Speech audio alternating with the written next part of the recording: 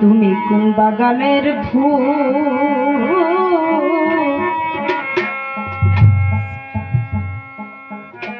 তুই যে আমার ময়না পিয়া আমার পরাণের বুলবুল রে কোন সাগরের মানিক তুমি রে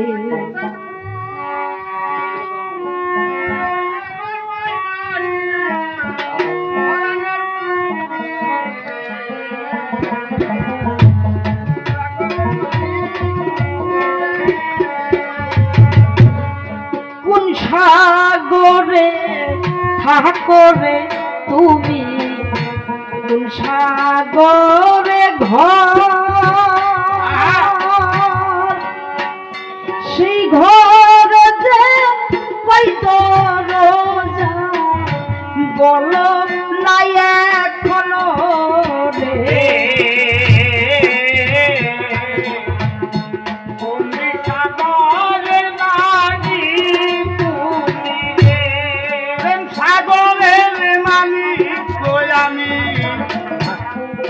সাগরের ফুল তোমার ভিতরে ডাকি আমি মুহাম্মদের রাসূল তিন দরজা ঘরের ভিতর আমি বলি তোমার ভাই আবদার মধ্যে আমার জন্ম হয় আমি বলতেছি তোমায় ধন্য দেই তোমারে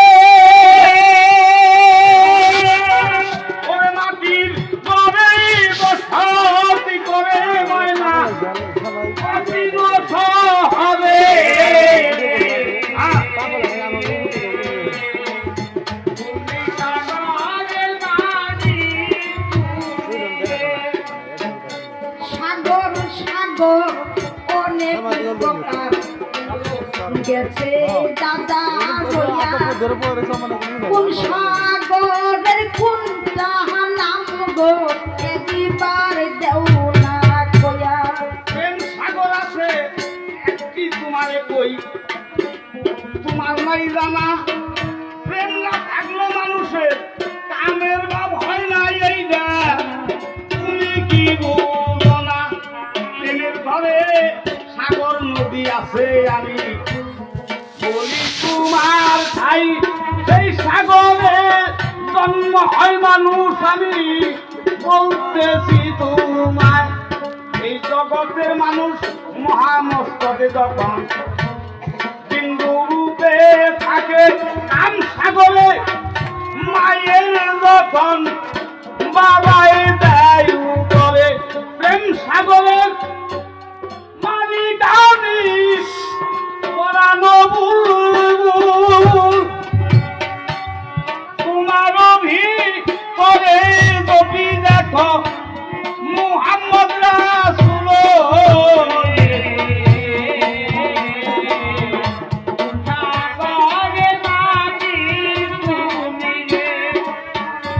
এখন বাজে কথা গোছেরে আমি অন্য দিকে যাই মেরা তোর কথা একটু আমরা শুনবো ভাই মেরাজ শব্দ গো শুনি অর্থ বুঝি নাই ওই প্রথার মেরাজ আছে দয়াল বুঝাও না আমায় মেরাজ শব্দের অর্থ হলো দেখা সাক্ষাৎ প্রত্যক্ষ ব্যস্ত তোমার সাথে আমার দিদার হলো তুমি আমাকে দেখলা আমি তোমাকে দেখলাম মেরাজ শব্দের অর্থ দেখো বলি তোমার ভাই দিদার করে তারই মেরাজ করি বলতেছি তোমায় দেখা সাক্ষাতের নাম হলো মেরাজ প্রথমে মেরাজ সাইটা দেওয়া মেরাজ ছেলের সঙ্গে বাবার মেরাজ ভক্তের সঙ্গে গুরুর মেরাজ রাসূল যখন মেরাজ যাবে সংবাদ দিয়েছিল খুশির সংবাদই রাসূল সেদিন কান্দিয়া দিয়েছিল আজ আমার আল্লাহর ঘরে নিমন্ত্রণ হয়েছে আজ আমার মা থাকলে আমাকে সাজিয়ে দিত। সেই ডরেই কান্দে। তখন আল্লাহ বলেছিল, এবার লাহি ওনাকে আলহামদান করো। আমার দুষ্টজানি মায়ের রওজায় ছাড়া আসে না। তখন মা বলে ডাক দিছিল আর হাত বাড়িয়ে দিছিল। মায়ের উত্তর নিয়েছিল, হে মুহাম্মদ, এখনো তুমি জীবিত আছো, তোমাকে মানুষে মারে নাই। তুমি তো আল্লাহর দরবারে যাবে, একটা বস্তু দিয়ে দেই, তুমি দেখো না। তোমার আল্লাহর কাছে নিয়া দিও, তোমার জানাই তুমি কিন্তু মুঠ হইল না। বলতেছি তোমায় দরবারে নিয়ে হাজির করে যখন দিয়েছিল তারে আল্লাহ থেকে, হায় হায় দোস্ত, এটা কি সন্তানকে মা এত ভালোবাসে? সন্তানের জন্য আত্মা সেদিন দিছিল যে দিয়া আত্মাহিয়াতু পরে সবাই মুসলমানও হইয়া। সেই জন্য আত্মাহিয়াত অত করে, অত সম্মান ওই মহাব্বত করে সন্তানের কাছে বলে দিছিল, হে মুহাম্মদ, তোমার আল্লাহকে নিয়ে দিও। আমি যে সন্তানকে কত ভালোবাসি, আমার আত্মা দান কইরা দিলাম, কইয়া প্রেমে খুশি। মায়ে আজবদি সন্তানের জন্য এমনি করে, আজবদি। করোনায় আমার কাছে ধৈর্য ধর প্রাণের গুসাই, আমি বলবো কথা খুলে। দয়াল নবী যখন আবার মেরাজেতে যায়, যাওয়ার সময় একজন মানুষ ছিল সেই জায়গায়। সেই মানুষটা কোনজন ছিল দাও না কেন বুঝাইয়া। ধন্য ধন্য ফুলের মালায় আমি তোমায় দিব যাইয়া। এই সংবাদ পেয়ে আমাকে অনেকে ছিল দেখবারও লাগিয়া, পাক দরবারে আল্লাহর বাড়িতে যাবে মুহাম্মদ যাইয়া অনেকে দেখতে ছিল। তাকে উম্মে সামেরার ঘরের থেকে যাত্রা করেছিল। বলি তোমার ভাই এই যে অতি মুহাব্বত করে সাজাইছিল, দেখো বুলবুলের সুর। তারপরে মেরাজের যখন অজুর বাণী প্রতিজ্ঞা করছিল জিবরাইল আমিন, আমি তোমার জানাই যেদিন আল্লাহর খাস বাড়িতে যাবে আমি নিজেই অজুর বাণী দিব। তখন দিনের রাসূল বলেছিল, আমি জিবরাইলকে পরীক্ষা করব, এই সাততলা আসমান জমিনের ভিতরে যেন কোনো জায়গায় পানি থাকে না, শুকিয়ে যায়। সেই অজুর পানি জিবরাইল একটা করে ধামটা দিলে ৭২,০০০ বছরের রাস্তা যাইতে পারে। দক্ষিণ কোণার দিকে গেছিল ৩ ধামটা, মশাক ছিল হাতে, ওই যে চামড়ার একটা ঘর ছিল। দেখে কি একটা ছিদ্র দিয়ে পানির একটা নহর আসতেছে, বইরে আসবে। এই সময় মনে করে যে পানিটা কোন জায়গার থেকে নিলাম, এই বস্তুটা না দেখে গেলে তো ভালো লাগবো না। সম্মুখ থেকে পিছন থেকে সম্মুখে আসছে, আসার পরে একটা দরজা, একটা সূরা পাঠ করলো, শাহাদাত আঙ্গুলি দিয়ে ইশারা করলো, দরজা খুলে গেল।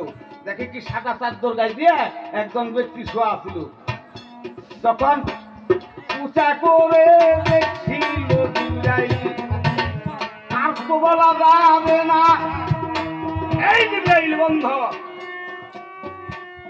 কোথাকার পানি কোথায় দিল জানো তার কারখানা। সেদিন দেখো কার্তিকা পানি অজুর পানি দিল। এবার মেরাজে যাবার জন্য দিনের রাসূল নিজেই সাইজা গেল। অনেক কিছু বলছো গো তুমি, ধন্য দিলাম যাইয়া। ওই যে বললো না, সাততলা আসমান জমিন জিবরাইল ঘুরে আসলো, উজু করার পানি পেল না। আবার ঘুরে আসার পরে দেখে আমার দয়াল নবীর উজু করা হয়ে গেছে, তাহলে পানি সেই জায়গাটি কাঞ্চলি বলছে। আচ্ছা ঠিক আছে। একটু পরে দেখতে পেলাম বিশ্ব চরাচরে উজুর একটা ধারা, এই যে বাজান সদাই আবার বসে ওটা ওই জায়গা সেই না আস্তে তোমারে জানাই ওযু কইরা আসে ওটা মেরাজ থেকে ঘুরে এসে দেখে ওযুর পানি করিয়া যাইতাছে, ওটা না। তোমারে বলছি আমি যখন জিবরাইল আমিন পানি আইনা দেয় ওযু কইরা নিজে দয়াল সাথে মেরাজ যাবে, মুক্তির বাইরে নাই ঘর থেকে। এখন বাইর করো কি দিয়ে গেল তার থেকে জিজ্ঞাসা করো, সিরিয়াল বাই সিরিয়াল আসবে। আপে আল্লাহ পরমানে হুকুম করলো ভাই, জিবরাইল আমিন কোথায় আছো এবার চলো হাই রে হাই। দয়াল নবীর মেরাজের সময় গেছে বুঝি হইয়া, সেই কথা শুনিয়া জিবরাইল দেরি করে নাই। তার জিবরাইল আমিন আমার আল্লাহ পরওয়ারের কথা শুনে আর দেরি করলেন না, তিনি দুই পাকায় ভর করে আসলো দয়ালের চরণ পাশে। এসব দেখে দরজা খিড়কি দরজা ও সবকিছু বন্ধ আছে। আবারই আল্লাহর কাছে ফরিয়াদ করা শুরু করলো, হে আল্লাহ পাক পরওয়ার দেখান আমার দয়াল যে ঘরে থাকে ঘরের কোনো দরজা খিড়কি খোলা নাই। আল্লাহ একটা মন্ত্র দিল তারে, কিবা দিছে দিয়া সঙ্গে সঙ্গে দরজায় এই যে বাবা গিয়াছে খুলিয়া। ঘুমের মানুষ ব্যক্তিতে আছে মানা, শাস্ত্রের লিখন নিদ্রাগত হইছিল রাসূল, হইছিল তখন এই যে পদের মধ্যে জিহ্বা লাগাইয়া জিবরাইল যখন চেটেছিল এত সুধা জীবনে, জিবরাইল জীবনে খাই নাই ভালো। জিবরাইল জিহ্বা লাগানোর পরে মনে মনে চিন্তা করে যে এত সুস্বাদের বস্তু আমার জীবনেই খাই নাই, মনে হয় সারা জীবন আমি এই চরণ মুবারকের মধ্যে জিহ্বা লাগিয়ে রাখি। যখন জিহ্বার মধ্যে ওই চরণের মধ্যে জিহ্বা লাগাইছে তখন রাসূল চেতন পাইছে, ইয়া রাসূলুল্লাহ আসসালামু আলাইকুম, ইয়া রাসূলুল্লাহ আপনার মেরাজের সংবাদ, খুশির সংবাদ জিবরাইল দিল দিয়া। বলি তোমার ভাই ঘরে থেকে বাহির করো তোমারে জানাই। দয়াল নবী যখন দেখো বাজার রোনা গেলেন হইয়া, আমার মতন তোমার মতন গাড়ি ছিল না আর যাইয়া, একটা তো বুড়াটেরই দরকার। যখন গেল পরে সেই বুড়াটা কোনজন ছিল দয়াল এইবার দেও না বলে। বাবুল নামের বুড়া ছিল, বলি তোমার ভাই বাবুল নামের বুড়াকে রাসূল সুয়ার হইতে চায়। খুশির চোটে লাগ দিছিল বুড়া, একটা ঠ্যাং ছিল, একটা চোখ খন্দ আছে, অতি যেটা ঘিন মাঙ্গেরা সেই বুড়া সাইজাই আসছিল। বলি তোমার কাছে পাক পান বাতনে বুড়া সাইজা গেল। বলি তোমার ভাই সাইজা গাধা, বলি পরিষ্কার, বলি তোমার পিছনে ময়ূরের গুচ্ছ, সম্মুখে মায়াকৃতি, সিনাই হইল হযরত আলী।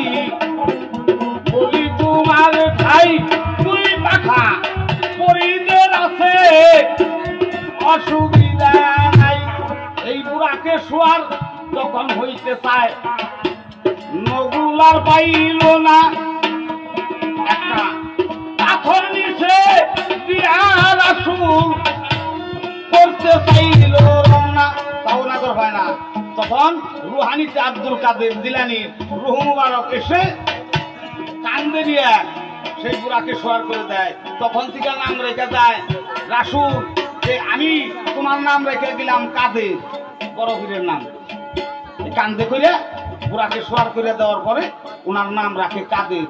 আব্দুল কাদের জিলানী দেখো ওনার নাম যায় হইয়া ওই যে নবীর পদ ছিল দেখো দুইটি কান্দে যাইয়া। এখন বলো পরিপাটি দেখো দরবারে যাও চলে ৯৬,০০০ কথা বলছিল আল্লাহর সম্মুখে। যেটি কথা কইছিল আল্লাহর লোকে সেটি হইল কালাম ৯৬,০০০। ৩০,০০০ জাহেরা শরীয়ত, ৬০,০০০ বাচনে, ৬,০০০ হয় হিসাব ছাড়া। পীরের কাছে যারা জিন্দা মরা তারা যে কুলাকুলি করে ৬,০০০ শিখায়। মেরাজের বেহাত দেখা সাক্ষাৎ আর বেশি সময় নাই, বলি তোমায় বিদায় করো মরে। এখন গুরু দক্ষিণা তাড়াতাড়ি দাও না, যাবো আপনি করে। সবাই যদি থাকেন আসরে দেখবো লক্ষ্য করে যুবকেরই সম্মান আছে দাদা দেও না এবার দিয়ে। আমার কুমুটির দাদাই আছেন যারা যারা সম্মান করেন আসিয়া। এই যে গুরু মশাই বাড়িতে আইলে বাড়ি পুরো ভয়ে আপনার কইয়া। এই যে পুরো ছুটাও নাই এখন তুমি দেখো ভক্ত বটে হইয়া। হ্যাঁ আসবো আসবো ধৈর্য ধরো যাইব না আর তো সময় দেখি না ভাবিয়া তোমারে জানাই গুরু দক্ষিণা তুমি দাও এখন দেশে যাইতে। এই পর্যন্ত আসরে ক্ষান্ত বিদায় গেলাম হইয়া। গুরু দক্ষিণায় আমরা দিব আপনি ঘরে যাইয়া।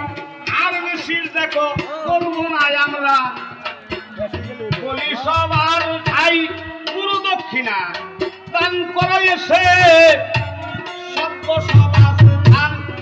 গুরু গোসাই শান্তি হয়ে গেছে, বলি তোমার কাছে কুমুটির দেখো কর্মকর্তা তারাই দান করেছে। ১০০ টাকা দিয়া বাজান ধন্য গেল হইয়া। গুরুরি নামটি এই যে দেখো আবার সম্মান দিয়েছে যাইয়া। অনেক কথা বলতে গেলে ভুল হইতে পারে, নিজে গুলে ক্ষমা মার্জনা করিবে না নারে। যাব বিদায় হইয়া আকবর চন্দ্রের নামে দলি এখন দাও না জ্ঞানী শোনায়া।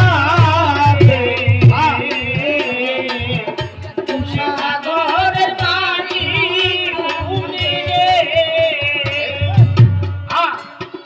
আরব ভাই ২০টি টাকা দান করেছে, দাতাকে ধন্যবাদ দিয়ে আমরা দান গ্রহণ করে নিলাম। এই পর্যন্ত আমাদের গানের পাল্লা শেষ। ভুল ভ্রান্তি হলে আপনারা ক্ষমা করবেন, ক্ষমা দৃষ্টিতে দেখবেন। এই পর্যন্ত আমাদের কবি গান শেষ।